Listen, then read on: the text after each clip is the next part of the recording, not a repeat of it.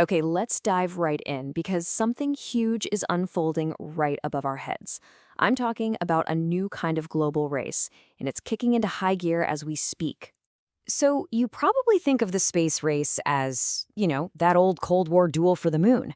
But a new one is happening right now. The starting gun has already gone off.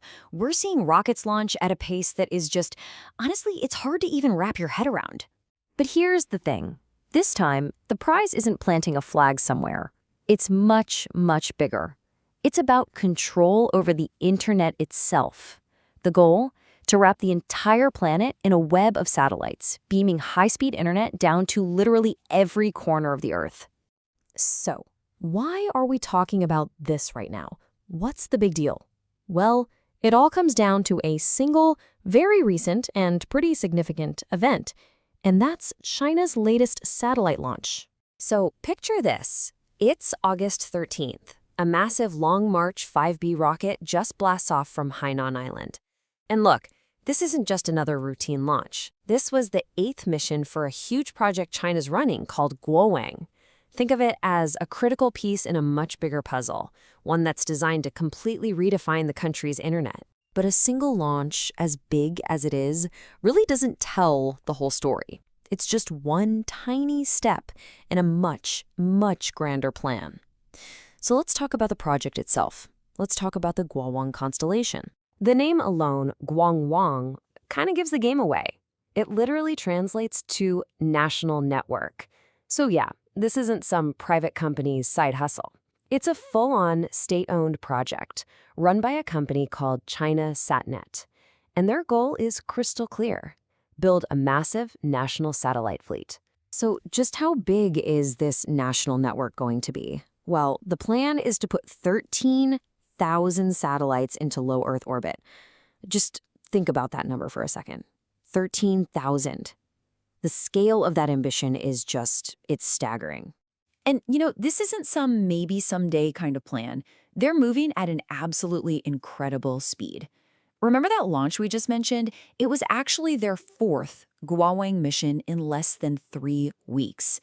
They're not just talking about it. They are building this thing right now, and they are building it fast. Okay, so of course China isn't building this whole thing in a vacuum, right? The sky up there is getting seriously crowded, and it's happening fast.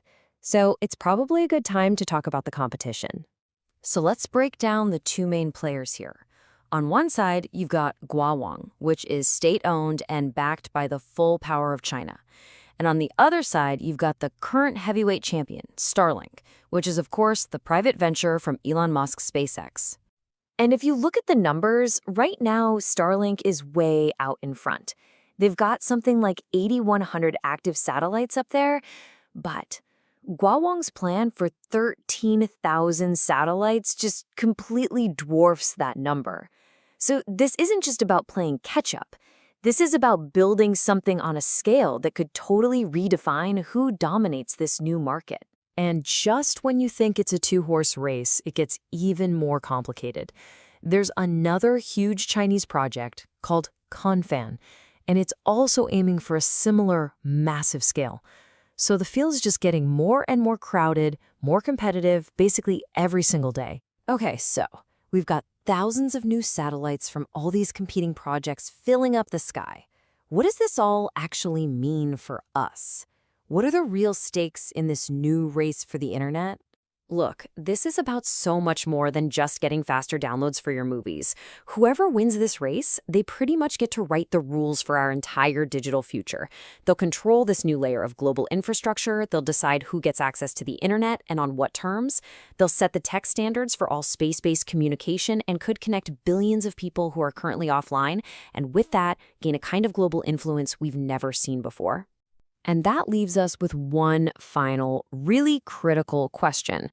As these massive competing networks literally redraw the map of our world from orbit, who is going to be the one to write the rules for our new digital sky? I guess that's what we're all going to be watching.